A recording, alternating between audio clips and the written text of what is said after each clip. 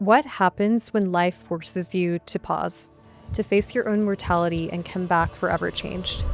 Our guest today is Dr. Kerri Glasner, a brilliant gastroenterologist who specializes in inflammatory bowel disease, and also my closest friend from internal medicine residency. A few years ago, Kerri was diagnosed with cholangiocarcinoma, a rare and often fatal bile duct cancer. As a GI doctor, she knew exactly what this diagnosis meant, but what followed was even more rare. She underwent a liver transplant, a procedure most patients with this cancer never even qualify for. And somehow she survived. But Kerri didn't just survive, she rebuilt. She reoriented how she lives, heals, and leads as a doctor, a mother, a colleague, and a human being. This episode is about what it means to live differently after everything falls apart, to trust your body, to face hard truths, and to find unexpected strength in the space where control slips away. I'm so honored to welcome my dear friend, Dr. Kerri Glasner, to the show. This is the kind of conversation Open Heart was made for.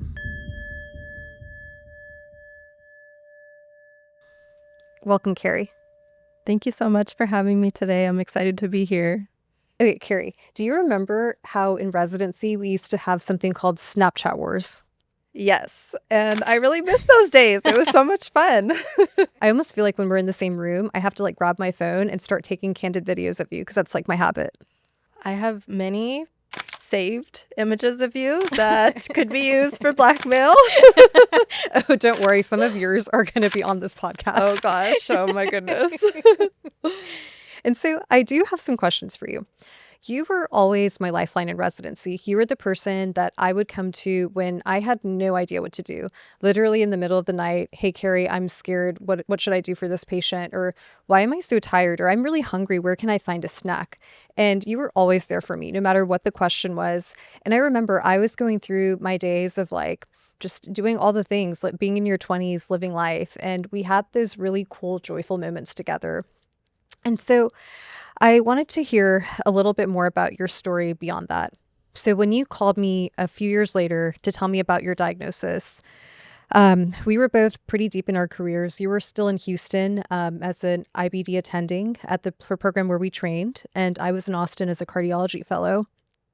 And I knew how private you are, and the fact that you called me to share that with me was so meaningful, and I'm so grateful that I could even know what was going on and be part of that journey.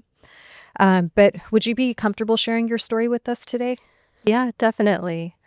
So for me, things kind of started when after I had my son, and he was 8 months old, and I'd been losing weight. I thought it was kind of just related to breastfeeding, and eventually they did some more workup, and I was found to have a mass in the bile ducts of my liver, or cholangiocarcinoma. And for anybody that's in the field of medicine, in the textbooks, we always read that cholangiocarcinoma is one of the most feared complications, one of the most feared cancers, has a very bad prognosis.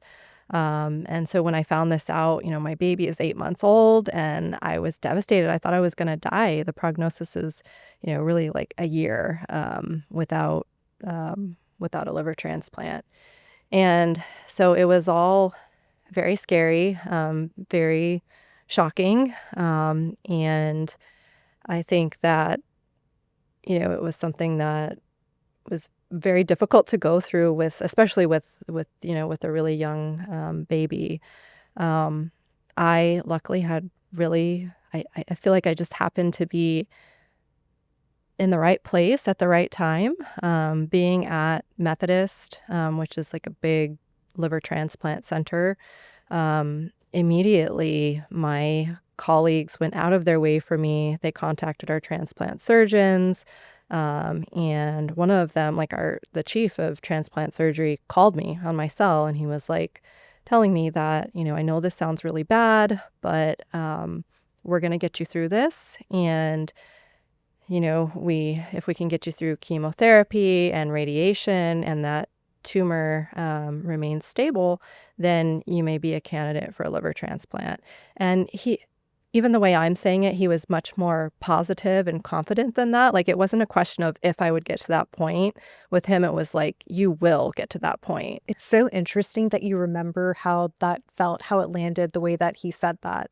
And so it's almost like a reminder that the words that we use, and we're both doctors, right? So being in that patient perspective, the way that that information was delivered to you did make a difference for you. Oh, for sure. I think Yeah. before that, I had a completely different outlook on what it was gonna look like for me, compared to after he spoke with me, and obviously that comes from a place of extreme privilege that, that I was a doctor at that hospital and that I have this, chief of liver transplant surgery calling me personally to tell me this, and so I really feel blessed that I was in that place at that time. And you also gave a lot, right? Like you spent your entire post medical school career at this institution, and I've never seen somebody work as hard as you do.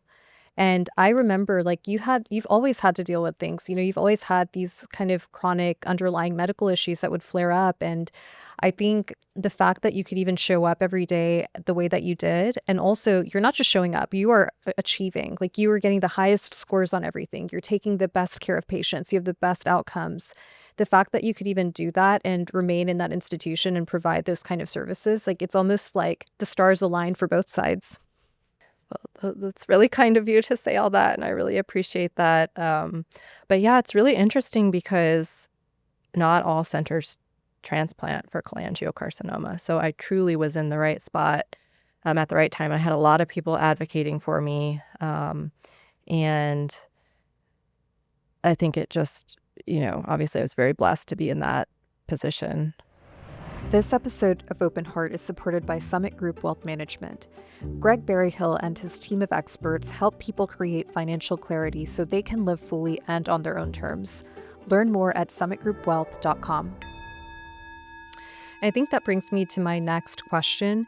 So you were treated at the same institution where you trained and worked, and things just lined up the way that they needed to. And like you said, this is not a well-known or widely kind of popularized treatment algorithm. It was all very individualized using the best information that we have available. But again, it's a space where there's not a lot of information or data. And so the right doctors, the right options, and the right approach kind of showed up. How did you navigate it all? Did you feel like you were guided in any way, or how did it unfold? Yeah. So, pretty immediately they got me started on chemotherapy. And following that, there is a protocol for it. So it's called the Mayo Protocol. And what they did for me was a little bit different than that. But I went through several months of chemotherapy, which I was really blessed to have you there, coming with me to support me and my family and just lots of support through that. And then after that, I did radiation. And at that point, I was pretty sick. And I got to the point where I had to actually stop working. And within a week of me stopping working, a liver became, at that point, it had been 6 months. And so this protocol requires that you're stable for 6 months so that they're not transplanting a liver in somebody who's going to ultimately end up not making it. And so I'd been stable enough for 6 months, and within a week of stopping working, they actually had a liver become Wow. available for me. Can we talk a little bit about that 6 months? Because I can't even imagine what that waiting period felt like. You're a doctor, you have a very deep and intimate understanding of your medical condition. You have the weight of taking care of everyone else around you on your shoulders. You have a baby at home, you have a life, you have a family, you have all these things in your life. How did you get through that time of uncertainty? hmm I think for me, I mean, everybody's different, but for me, I tried to keep my life as normal as is possible when you're going through all of this. But, as I was feeling okay and like, physically up to it, I continued to work. I did cut back a little bit on some of the things that I did to allow myself more time to rest, but I continued to work. I continued to try to keep my life as normal as possible. And I think it really helped me that I wasn't sitting at home spending too much time worrying about, everything. And sure, I had my moments where, I wasn't the mother that I wanted to be because I was too tired and too sick. And I relied a lot on my husband and on my family. My parents basically came out and lived with us for quite a while to help take care of my son when all this was going on. And I think honestly for me, it really helped to kind of try and just keep that same routine and not allow myself to dwell on the negative of, of everything going on. Think you've always had this superhuman ability to do that. Like you are like literally like we were dancing down the hallways and just being silly 20 something year olds and you had all these things going on and nobody ever would have known. And same thing in fellowship. And now you're in attending and you have this even bigger event. And I really admire that about you. And I almost wonder, like, is that something you can teach people, like this mindset or the resilience that comes from that? Like how did you learn it? Was it natural to you or did you have to like teach yourself how to be that person? I honestly think some of it comes from what we go through in medical training, Say more.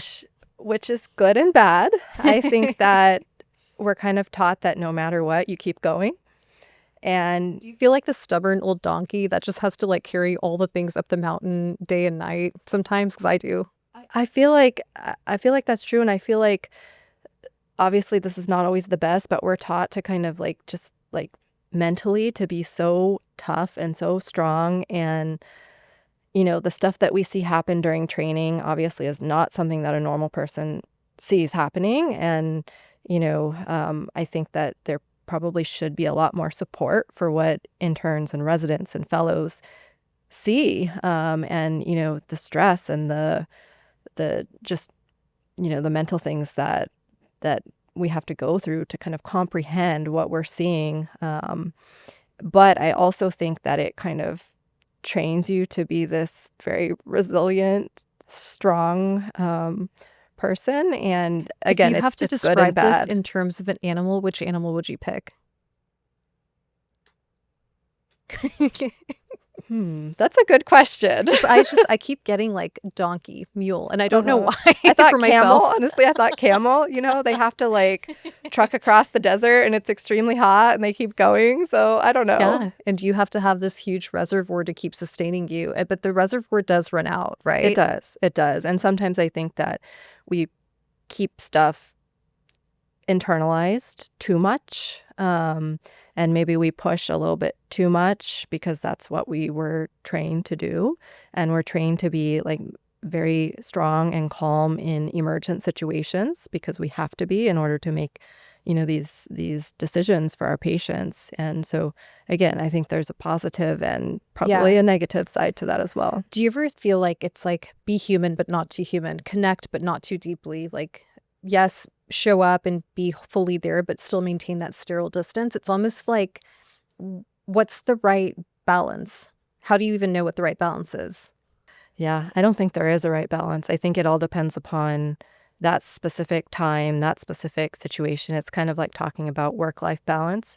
There's no such thing as balance. You're going to have times where you're, spending more time with your work or more time with your family, and hopefully you can ultimately like, have it be what you want for your life. But I don't think it's ever going to be like a perfect balance.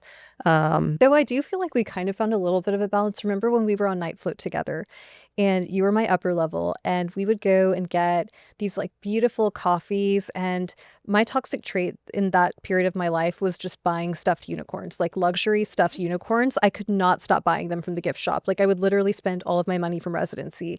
And I'm actually curious, what was your toxic trait back then? Because it was Oh coping mechanism gosh. for me. Yeah, I mean, I have a picture of you with this gigantic unicorn. So once you started talking about this, that's the first thing that came to my mind actually was that picture that I have of you with this big stuffed unicorn. I have Uh, plenty of pictures of you as well. I will dig up from my library. but I think like that was so important that we had that ability to like that, that shared experience that we were able to talk about it and decompress. And, even though maybe we went through these really like traumatizing things, seeing people dying and, all these things that are not normal things to see, we at least had somebody else who was going through something similar to talk about it. And so it was, I think, really important that we had that kind of friendship. Lifeline. Yeah, I agree with yeah. that. And I almost wish like we could even have taken it a step further by asking the question like, is this normal really normal? Like, does it have to be this way?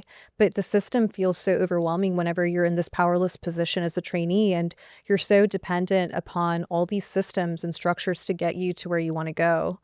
And so I really hope people start asking those questions like, yes, it's considered normal, but is it actually normal? Does it actually have to be that way? Yeah, just because something has been one way for years and years and years doesn't mean that it's the right way and doesn't mean that it needs to continue to be that way.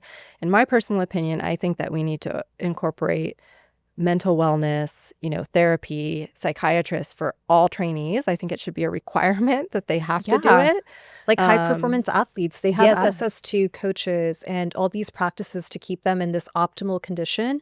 And it's like we are kind of high performance athletes. Maybe some people would put us in the mathlete category, but we're still high performance. And so, how do we preserve that and show up as our best because we're impacting literal lives Without losing empathy. And without losing and empathy? that's what I think is key is that like you see a lot of doctors that maybe have lost some of that empathy and are burnt out, and it's just the system that, that we're trained in that I think really can be improved upon if we incorporated in some of those general wellness, mental well-being, in addition to the physical well-being, if we were able to incorporate those things in as just like a required part of training. And things are changing, right? We've made restrictions on duty hours. Like there are things that are changing for the better. Today's episode is supported by Don't Miss a Beat, beautifully designed educational manuals for the cardiac cath and EP labs. Thank you to Don't Miss a Beat for supporting Open Heart and empowering the next generation of healers. Now, back to our show. And this actually brings me back to your experience as a patient. And whenever you mentioned that you basically were eligible for the liver transplant and then it was ready immediately. And can you talk us through a little bit of that experience? Because I think it is really important to know how you experience the system as a doctor going through the patient journey and what happened to you in the ICU. Yeah. So, with cancers of the liver, like the system is a little bit different because normally the way that you actually are eligible for a transplant is based on how sick you are, based off of something called the MELD score. And when you have a cancer, your MELD score may not necessarily be high like you would be if you were, if you were dying from alcoholic related liver disease or, different like other autoimmune conditions of the liver when your liver is going into failure. And so it's a little bit different. So,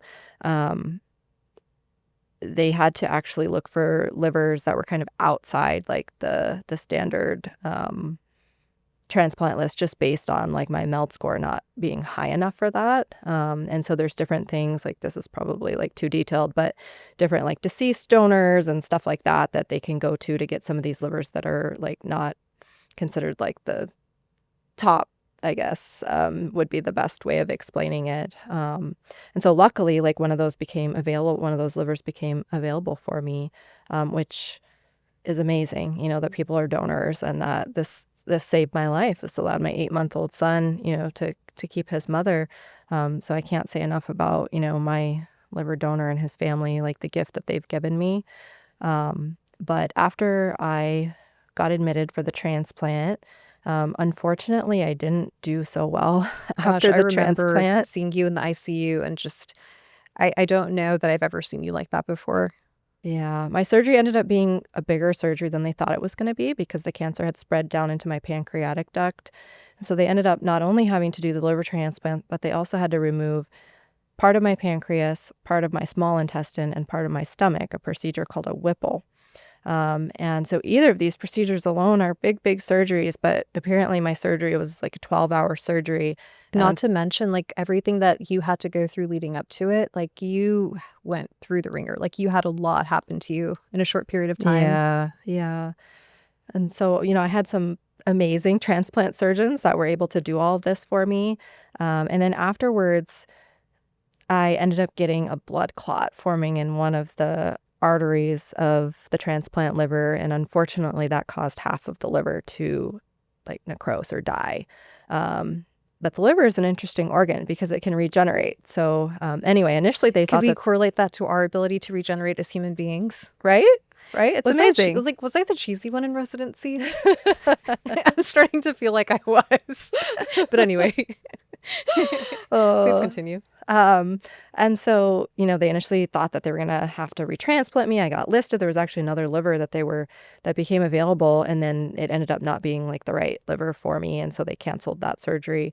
And then I was far enough out that they said, well, the risks go up the farther you're out from that initial transplant, and so we're gonna just see how you do, basically. How did you And feel in the midst of all of this? Like, were you able to fully grasp what was going on? Because you're the patient. Like, they operated on you, this maximally invasive procedure. You're recovering from something that's incredibly painful and really, really big surgery.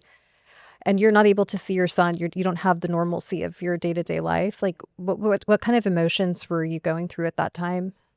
yeah. And don't feel like you have to answer if it's too much, but I really want to know because I've never gone through that experience as a doctor. I'm really interested to hear how it was for you.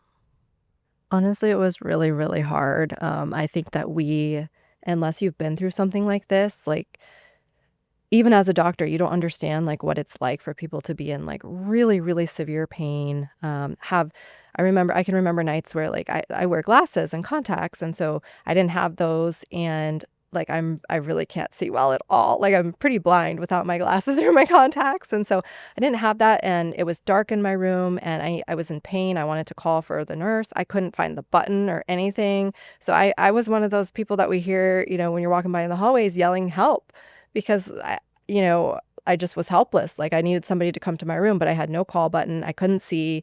I can't move. I just had a transplant. My abdomen, has all this like fluid leaking out of it, basically from all the fluids and everything that they were giving me, all the sutures and everything there. It's Um, like complete loss of control. And we are the ultimate control freaks in medicine. exactly. Yeah. Yeah. So it's very difficult. And I don't think I ever I didn't understand what it was like to be on that side of things. And yeah, just the fear, the pain, the lack of control, um, the being told that I'm gonna have to have another transplant, and then being told, "Oh, no, actually, we're not going to." Like, it was just so much to take in, and all of this was during COVID times too. So, like, we had limited, like, visiting hours that my family could come be with me. My son was not allowed in the hospital, so I didn't see my son for 6 weeks. During this And time, what were you most afraid of? I think during this time, I was most afraid of the pain, like that it would never go away. Like it was such severe pain. It was like something I can't describe. And you have this insane pain tolerance with everything you've gone through in your life. And the fact that you're describing it as this completely just insurmountable pain.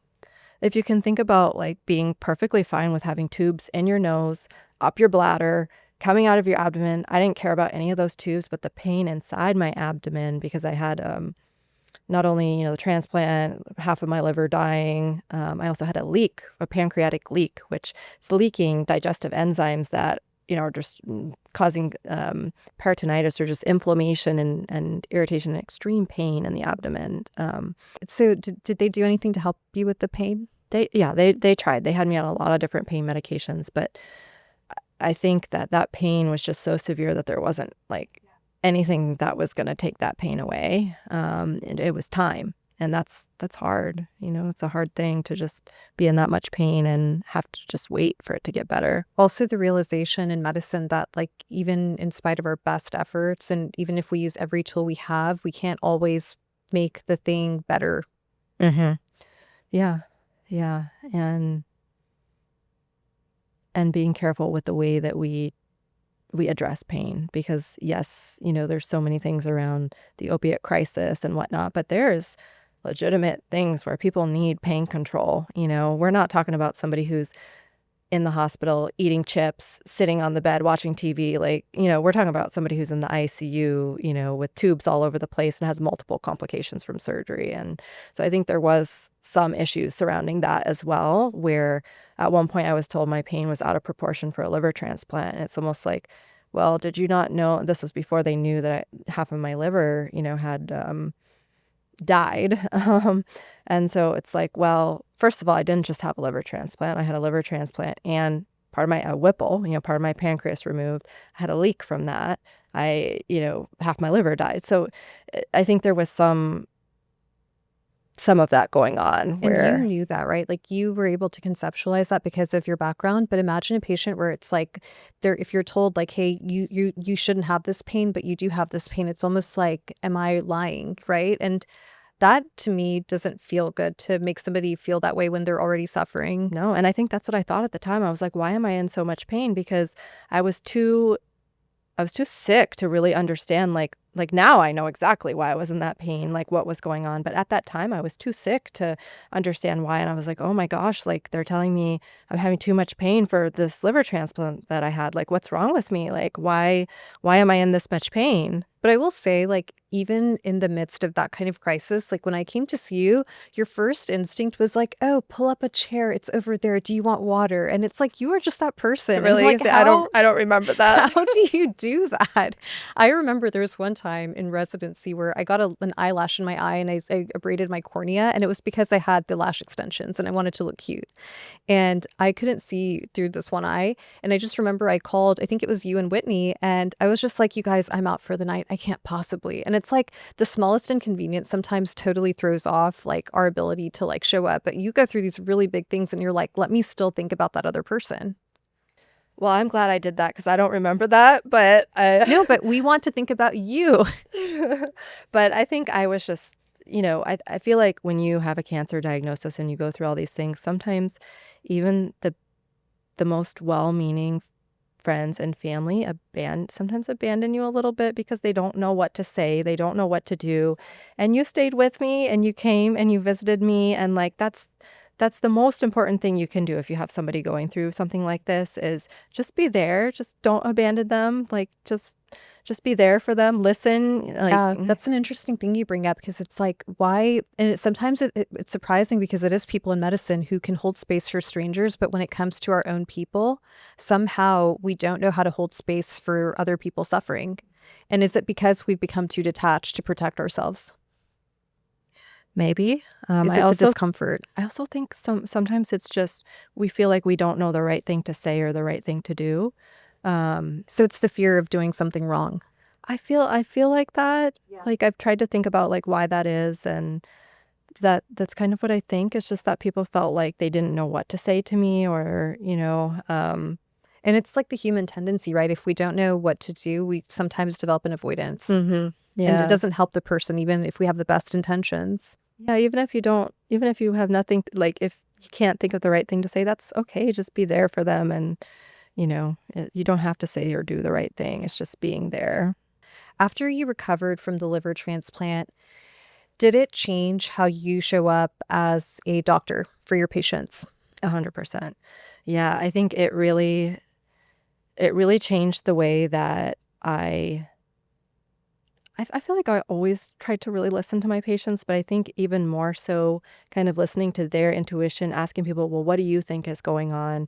Really listening to pain, people, who are hospitalized who have pain, thinking about stuff we do to people while they're in the hospital, um, and whether it's completely necessary, like just some of the stuff that happens when you're in the ICU, like, as someone who's not fully knocked out, someone who's awake, I think is really, really traumatic, and I think there's better ways that we can do things, and so I do think that it's really changed the way that I address my patients, and it's changed the way I address my life. Tell us more about that. It's almost like you have the second chance.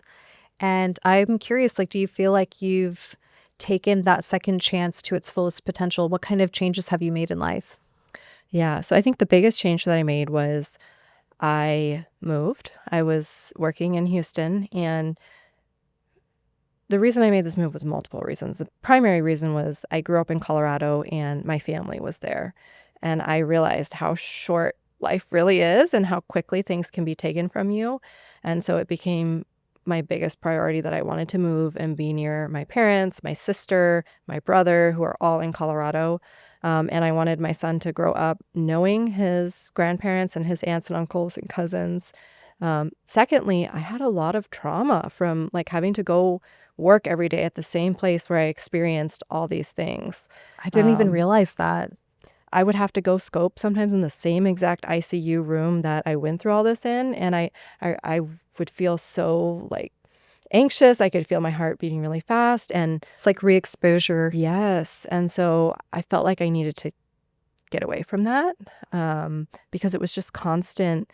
Like, I feel like the PTSD from everything I went through in the ICU got better for sure. As time went on, it got a lot better, but it still was just being in that same place, just like seeing the surgeons even like in the hallway, like even though they're amazing and they saved my life, like it's still like, of course, the minute I see them, that's what I think about.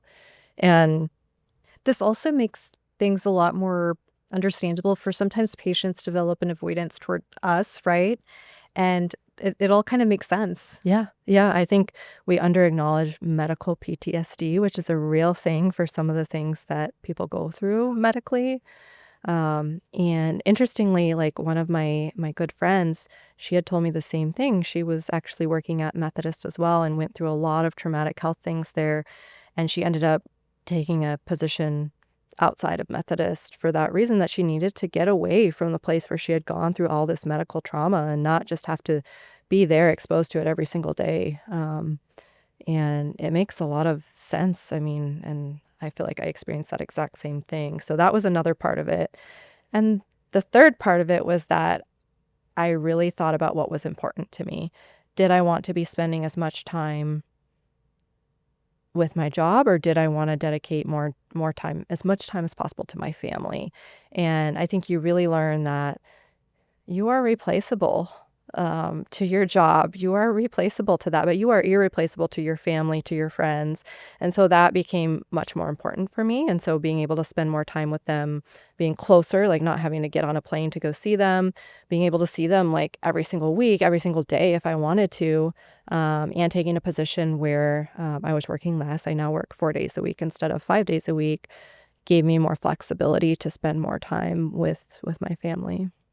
I really think it's so amazing that you're able to make those changes because it's hard. We work in a healthcare ecosystem that's really hard to navigate, and finding your own balance is really challenging. So I applaud you on that. I think it's really, really important that we normalize that, to know what's good for you and not just do what's good based on the traditional existing paradigm. It's okay to question it. Or what other people want for you. Yes. I think that was very hard for me to come to terms with because I'm a big people pleaser. Oh my gosh, this And is why it's like introverts unite. I feel yes, like I want you to hold my yes. hand. uh, Remember in residency, we would literally like be the quiet people sitting on the two ends of the room, and then when we unite, we're just like, yeah. I know. What was our best moment in residency? Like your So many fondest, moments. like the one memory that just like makes your heart like giggle, feel I good. feel like too many. Like we had such good times. I was so sad after like you guys left. Yeah. For your For me, it was for your hot training cops. and everything. It was what? Hot cops. Oh yes, With Trevor as a our fun Halloween. Yes, that was. Yeah, we all dressed up as police officers from Arrested Development. I don't even remember whose idea that was. I don't know, actually. I'm not sure. It must have been Whitney. Maybe. No, I think we went to go look at costumes and we saw them. And you and I were like, these would look Yeah, cute we're on like, us. let's do this. Yeah.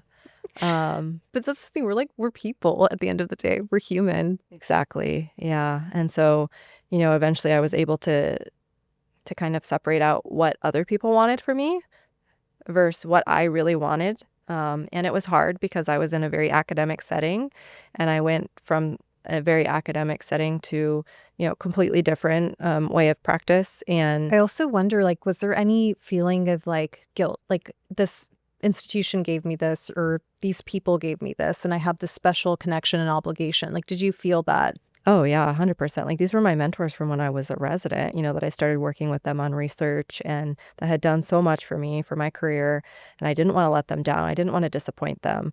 But at the end of the day, it's my life. And And it took this life-altering diagnosis and all of this stuff that you went through to come to that place. it did. And I read, or where did I see this? I forget where I saw this, but I heard something really interesting the other day, that someone was saying that after you survive cancer, that if you are going to stay in remission and get better, you can't do it if you're doing the same exact things that you were doing when you got diagnosed. And that really resonated with me. I was like, that's true. I can't keep having these same stress levels.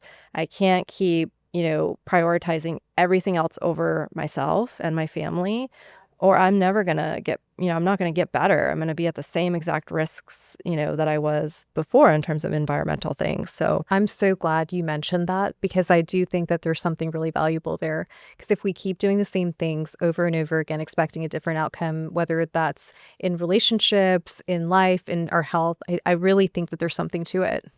yeah. And it just made so much sense to me. I was like, yes, that's so true. Why would I expect anything to be different if I don't make any changes from what I went through? And look at you now. Yeah. We're And thriving. I feel like now I'm in such a different place and I'm really happy. I get to spend more time with my family. I see my parents all the time. My son has such a strong relationship with my parents and my siblings and his cousins, and I love working a little bit less You stress. still work a And lot. Let's be yeah, I real. mean, I'm a doctor. I still I You still work work a a lot, ton. but You give a lot. it's different than it was before, Yeah. where even when I was going home, I was still so focused on, oh, I need to do this, or this research, or publish this paper, or do all this stuff even outside of work, and not focus on family and other things like exercise, overall well-being. Was there a moment after all the big experiences you went through where it was like a silver lining moment? You're like, this moment makes it all feel like it's going to be okay. Or what were you most proud of after the transplant? Because I feel like even getting back to the point of walking upstairs, doing really simple things. And you and I used to work out together. We would do like high intensity interval training and dance classes and all this stuff together. And I just remember seeing you after you went through that whole thing and just watching your journey of rebuilding strength and becoming who you are now. And you're absolutely thriving. Yeah, yeah. I think it took a lot, because I think I started to go back into the exact same pattern of where I was before, because when, I spent 6 weeks in the hospital. When I got out, most of it in the ICU. When I got out, I couldn't walk. I had to do physical therapy to relearn to walk. Like, literally, I could not walk from here to here. And it's amazing how fast you can lose, like, all your strength. And I went back to work. So I got out of the hospital, and within 2 months of getting out, I went back to work. And so Did you feel like you were ready or did you feel the pressure to show up again? I think I felt a lot of pressure, that I needed to be back and be taking care of my patients. And when I went back, I didn't go back like at 100%. It was a more restricted number of procedures and everything that I was doing. But And I think we can all go through the motions, right? Like we've all done it. We've shown up sick. We've shown up with complete emotional turmoil after loss or major changes in our lives. And we can still do the mechanical part of the job, but I think how we feel, very few people question that. yeah, people think that doctors are superhumans, and we're not. We're just a regular person, and we experience the same kind of life events that other people do. And people sometimes want us to be something that we're not. And that is, I think, part of what kind of changed me on thinking about what's most important in my life. And that I can't do it all. I have to have some lines drawn on what's most important to me for my life. I love that you mentioned that. And it's also the same thing for the joy in life, right? Like we're also like silly people. Like we like to prank people. We like to show up and dance around. We like the joyful moments in life too. And I think sometimes we can get so caught up in the expectation of like this very serious, very sterile kind of relationship. And I almost wonder if we showed a little bit more of ourselves, how that would affect another person's ability to heal. I really do wonder. Because even the tone of the conversation you had with the transplant surgeon, that shifted something for you. Oh, definitely. Yeah. I think, there is a big role to like mindset and positivity going through some of these medical conditions and illnesses. I think it probably is more important than you think, your mindset going through some of these things. And I also think that, the more that we can allow our patients to see that we are human as well, the better it is. Like, Yeah, we don't have to be these not human, we doctors. Like, I can't. feel like We it's absolutely those can't humanistic remove our qualities that humanness. make you a better doctor. Yeah. And that's definitely been something that I've learned going through hmm all of this. So, Well, I think that's super valuable. And my other question for you is this. So, I actually don't know what your beliefs are, and I'm curious because this is a space where I really want to explore, especially with someone like you who's been on that line between life and death and had to sit with these really big existential questions. What do you believe in now after all of this? Do you believe in higher power? Do you believe in God? Do you believe in something else? Do you believe that, the physical matter is all that there is? Like, I'm just curious, like, has this shifted anything for you in your beliefs? mhm. I think overall my beliefs are the same. I grew up, I was raised Catholic. I believe in God. I feel like I had a lot of people praying for me when I went through all of this, and I survived, like miraculously survived something that a lot of people don't survive. And I think I certainly went through a very hard period where I said, why me? Why do I have to be the one to go through this? Like, why would God want me to suffer like this? And I think that's something that a lot of people go through when something really bad like this happens to them. But on the other side of it, I certainly believe in God, and that and the power of prayer and um, miracles. Um, And we see miracles all the freaking time and we don't talk about it, right? Like in my work, I see patients that recover from something that I thought was not recoverable and we're like, "Okay, that's cool. Like we did that, but I can't explain it to you." Right? So, I think you had that firsthand experience. Like your story is basically a miracle. it really is. Yeah, the couple people that I share this with, I tell them, like, I don't know if you believe in miracles or not, but this is my Yeah. story. And And also for me, it's a synchronicity. miracle. I think you mentioned that you had a patient not too long before this happened to you where she had a similar diagnosis. It's very rare. She's very similar in demographic to you. And she went through a treatment algorithm and then ended up with metastatic disease and ended up unfortunately passing.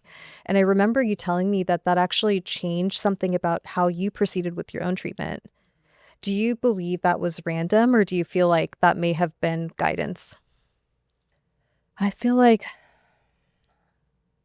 if anything, it just made me appreciate and be so grateful for the fact that I survived, because it was really hard. Like, this person, like, very similar situation, and this person ultimately didn't have the same outcome that I did, and I was terrified actually when I found out about this, and was asked to see this person, and um, I think certainly it was something very hard to see about, like, what the other potential outcome for this could be for me, when I was very focused on, okay, I'm going to get to transplant, like, I'm going to do my chemo, I'm going to do my radiation, everything's going to be stable, and I'm going to get to transplant. And then I see this, where it was literally like somebody that they had asked me to see as a consult, and I had to say, I'm so sorry. Like, I never would say no to anybody that they wanted me to see, and I had to ask one of our other physicians to see this person, because I It's was like, too this is close. too close. I'm not going to be able to keep it together. It's not going to be the best thing for this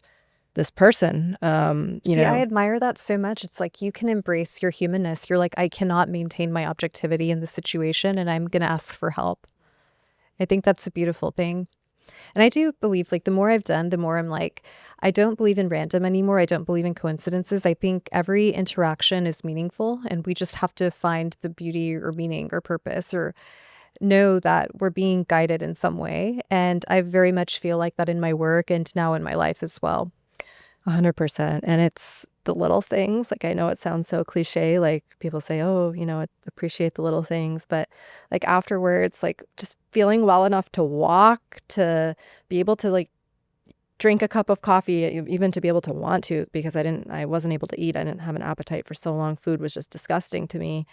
To be able to do all these normal things, I would drive to work every day in the morning and be like, oh my gosh, I am so thankful. Like, I'm alive. I get to do all these things. And it's just like, we take our health for granted, and it's so easy to do it. It's so easy to do it. But